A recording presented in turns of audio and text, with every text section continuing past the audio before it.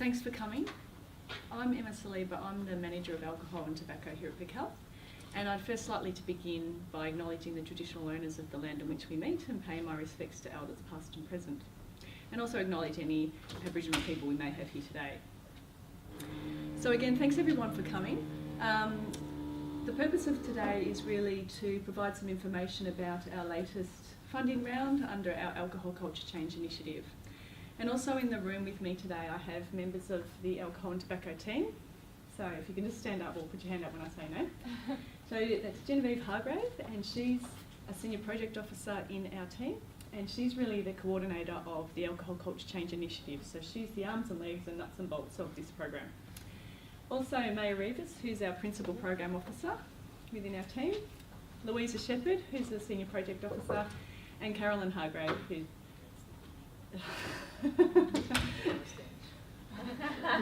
Carolyn Harden, who's our project officer here. It's been a busy week. So the way today will run is I'm going to just give some broad context about Vic Health, so some of the more strategic context in which we work. Then I'm going to hand over to Jen, who will talk more specifically about this initiative, and more importantly, after that, we'll provide an opportunity for you to ask any questions that you might have if you're interested to submit an application for this round.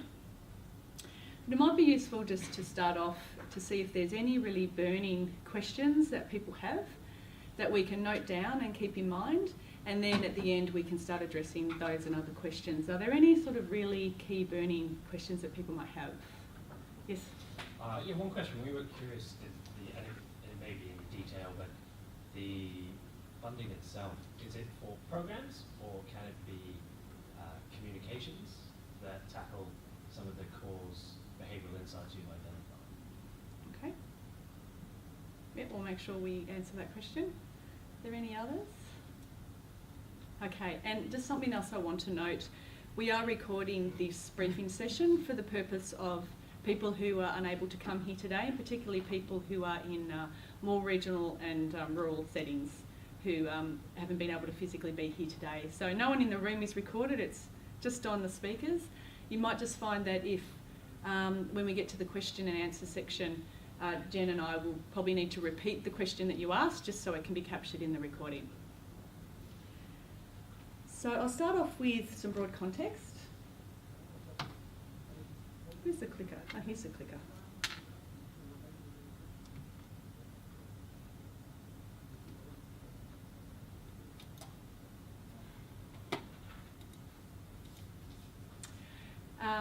And there's not too many familiar faces in the room actually. I just want to articulate that there might be people who have heard some of this broad Vic Health context before, but apologies if it's repetitive, but for the benefit of those who may not have heard it before, we will go through it briefly. So Vic Health, as many of you will know, we're a statutory health promotion agency, so we were established under the Tobacco Act 30 years ago now, so it's our 30-year anniversary this year. And we really see ourselves as a pioneer in health promotion. And when we talk about health promotion, we describe that as the process of enabling people to increase control over and improve their health. We have a 10-year strategic plan, which we call our Action Agenda for Health Promotion. And that has a very broad, ambitious goal that we want 1 million more Victorians to have better health and wellbeing by 2023. We work across 5 what we call strategic imperatives that are listed there: promote healthy eating, encourage regular physical activity, prevent tobacco use, prevent harm from alcohol, and promote mental wellbeing.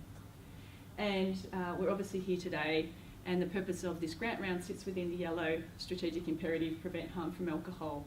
But we also acknowledge that there are a number of initiatives that may also improve or target some other risk factors as well. And I just want to let you know that we will make these slides available, so we'll make them available on the site following this briefing session.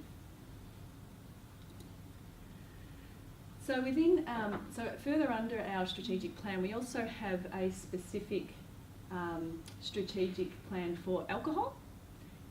And within that we have a 10-year goal and a 3-year priority along the side there. So our goal is we generally want people to drink less, in a nutshell. And in the 3-year priority, which is what we're in at the moment, we want more people in environments that support effective reduction in harmful alcohol use. So when we talk about that, and it'll become a bit clearer when we talk further on in this presentation, but by people, we're obviously talking about individuals or groups of people. And environments, we mean both physical environments, which might be a setting such as a workplace or a sporting club, but we're also talking about social environments. And that's picked up very much in our framework we'll talk about shortly. Across our strategy on alcohol, we focus on 4 areas. And our alcohol culture change initiative and the funding rounds that are coming out of that really focus on the first 2. And that is to denormalise risky drinking in priority group settings and subcultures, and trial evidence-informed policies and practices with key partners.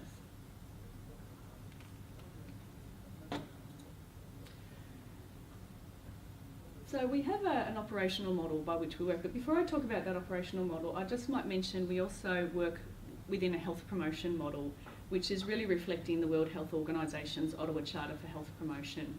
And we really aim for behaviour change we aim for change at 2 levels. One in individuals' behaviour, and also in the environments that support people's health and wellbeing.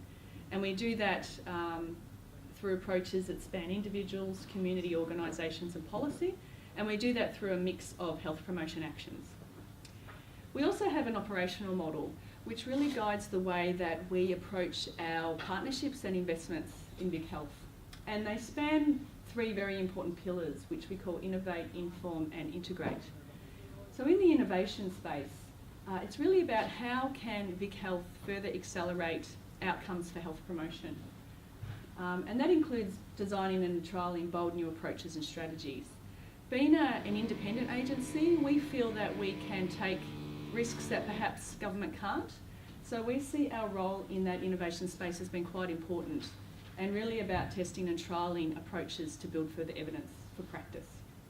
We then move on to the inform space, which is where we work with others, obviously, to develop and deliver programs and campaigns to establish evidence for broader system implementation.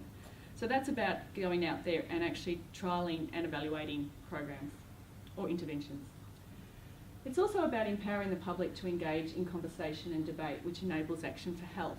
So that might include disseminating research outcomes or program outcomes, and also undertaking particular activity to start generating discussion and debate in the community. We then move on to integrate, and this is quite important, and people who work with us will find that we really emphasise notions of dissemination and knowledge translation and integration. We're a reasonably small agency with finite resources, so we can't necessarily fund programs that we are involved in forevermore, because then that doesn't allow us to move back into the cycle of innovate.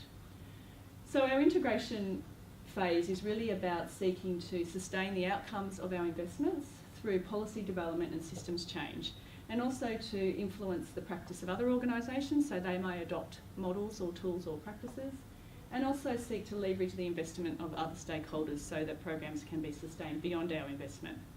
So it's quite important, and people who work with us will see that we really do emphasise that model, and the way we work with people flows through that approach. So I'll just move on briefly now to the notion of alcohol culture and drinking culture, which is where this grant round is really framed. So for many of us, probably many people in the room, and certainly from Vic Health's perspective, we've considered that we've worked in the space of alcohol culture for some time. But what struck us in recent years was that we talk about this notion of alcohol culture and drinking culture, but what do we mean? What are we actually talking about? What is it? And how can you affect change in drinking cultures? So we partnered with 2 agencies, the Centre for Alcohol Policy Research, which is based at La Trobe University, and also the Alcohol and Drug Foundation. And we worked with them through quite a rigorous process to answer some of those questions. So we undertook an extensive evidence review, and that's resulted in a peer-reviewed publication, which I think the links are available on our website. And we also did extensive stakeholder consultation with the alcohol harm prevention and related sectors. And our aim was really to develop a framework that could both define what we mean by alcohol culture collectively as a sector, and also to provide a planning tool for people, including Vic Health, who may want to work in this space and influence alcohol cultures in Australia and Victoria.